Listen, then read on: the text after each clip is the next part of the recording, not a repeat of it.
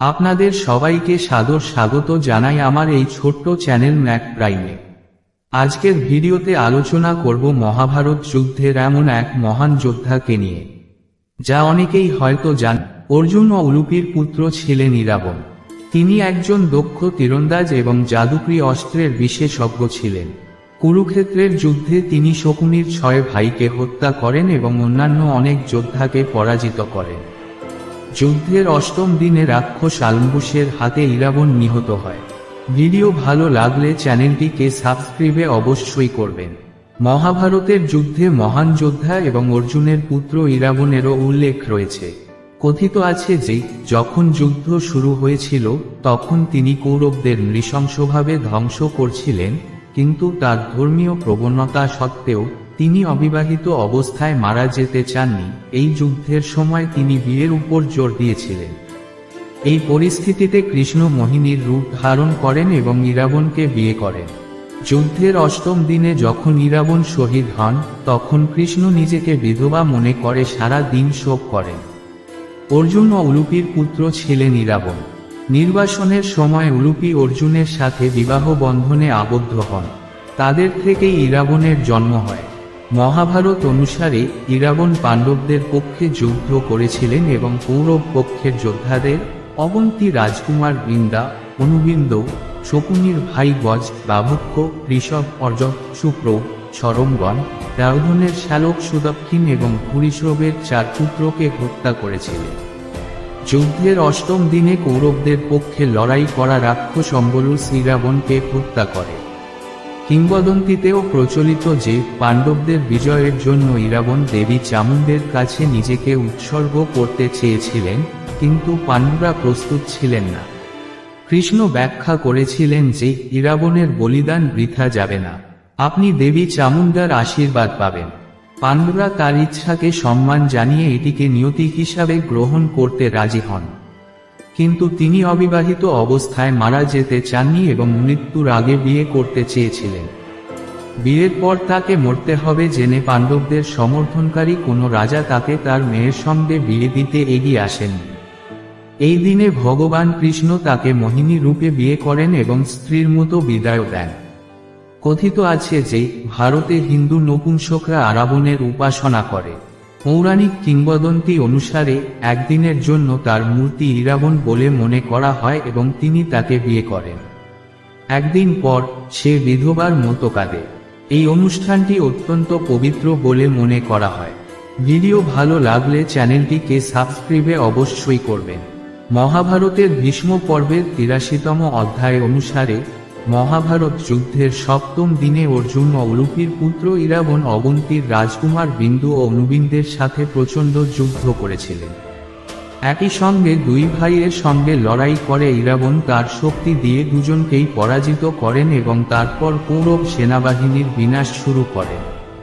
ভীষ্ম পর্বের 91তম অধ্যায় অনুসারে অষ্টম দিনে যখন সুবলপুত্র শকুনি ও কৃতবর্ম পাণ্ডবদের সেনাবাহিনীকে আক্রমণ করেছিলেন, তখন অর্জুনের শক্তিশালী পুত্র ইরাবণ, যিনি চারদিকে শত্রুদের অনেক সুন্দর ঘোড়া এবং একটি বিশাল সেনাবাহিনী দ্বারা ঘিরে রেখেছিলেন, আনন্দের সাথে যুদ্ধক্ষেত্রে কৌরবদের সেনাবাহিনীকে আক্রমণ করে জবাব দিয়েছিলেন। ইরাবণের এই ভয়ঙ্কর যুদ্ধে কৌরবদের অশ্বারোহী বাহিনী ধ্বংস হয়ে যায়। এরপর শকুনির 6 পুত্র ইরাবণকে ঘিরে ফেলেন।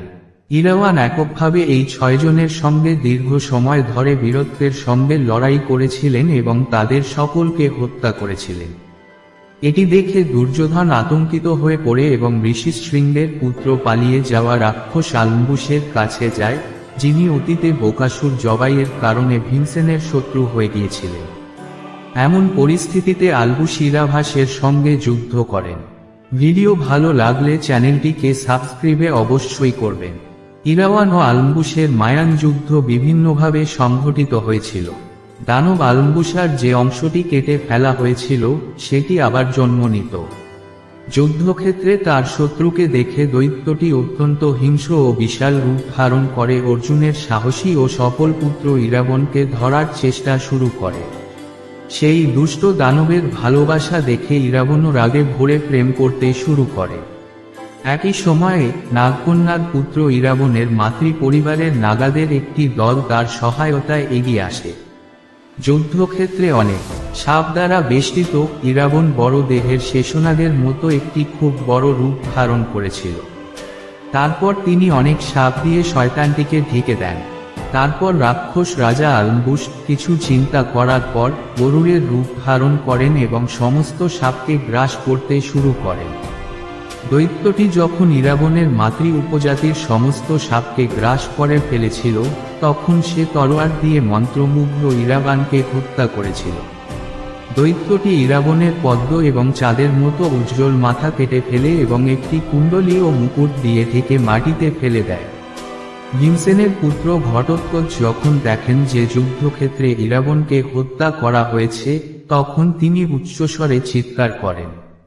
হাতে একটি জ্বলন্ত ত্রিশূল নিয়ে তিনি বিভিন্ন অস্ত্র সজ্জিত বড় বড় অসুর নিয়ে এসে কৌরব সেনাবাহিনীকে হত্যা করতে শুরু করেন। তিনি দুর্যোধন ও দ্রোণাচার্যের সঙ্গে প্রচণ্ড যুদ্ধ করেছিলেন। ঘটোৎকচ ও ভীমসেন এক ভয়ঙ্কর যুদ্ধ করেন এবং ক্ষুব্ধ ভীমসেন একই দিনে ধৃতরাষ্ট্রের 9 পুত্রকে হত্যা করে ইরাবনের মৃত্যুর প্রতিশোধ নেন। শ্রীকৃষ্ণের প্রিয় সঙ্গী অর্জুনের পুত্র ইরাবনের সঙ্গে একটি খুব আকর্ষণীয় গল্প যুক্ত রয়েছে।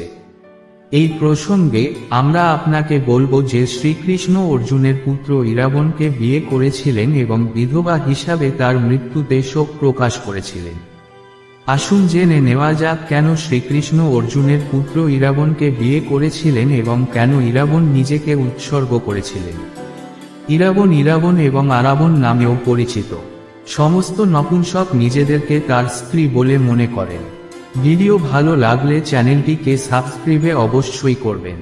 ভারতের হিজড়া সম্প্রদায় এই গল্পটি আত্মস্থ করে এবং নিজেকে শ্রীকৃষ্ণের যোনি মিলনের মধ্যে দেখে এবং ইরাবনকে তাদের দেবতা ও স্বামী হিসাবে বিবেচনা করে।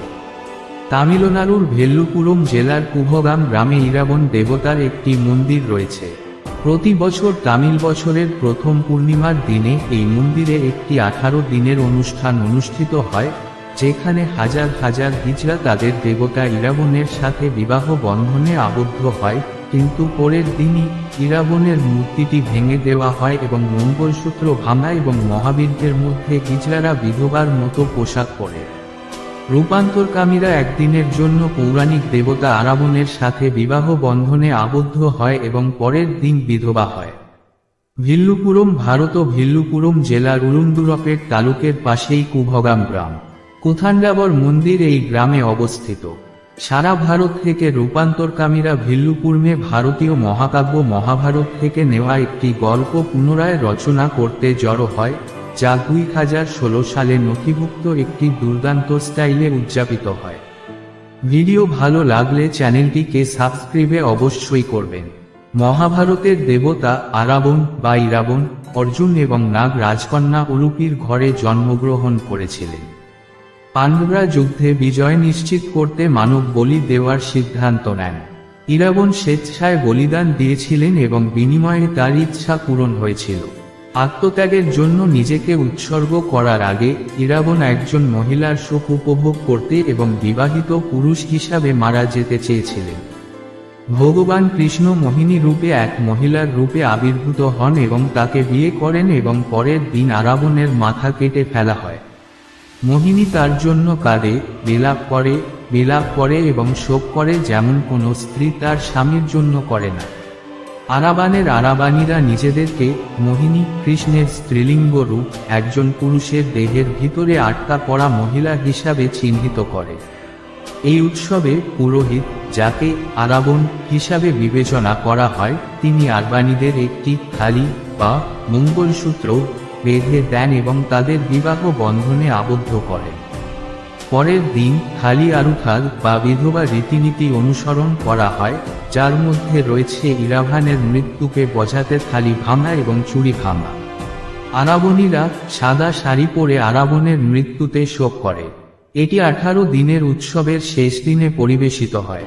পুরো জায়গাটি রূপান্তরকামী মহিলাদের উচ্চস্বরে পূর্ণ এবং তাদের উপস্থিতি আগের দিনের তুলনায় সম্পূর্ণ বিপরীত, যেখানে তারা পোশাকে সজ্জিত ছিল।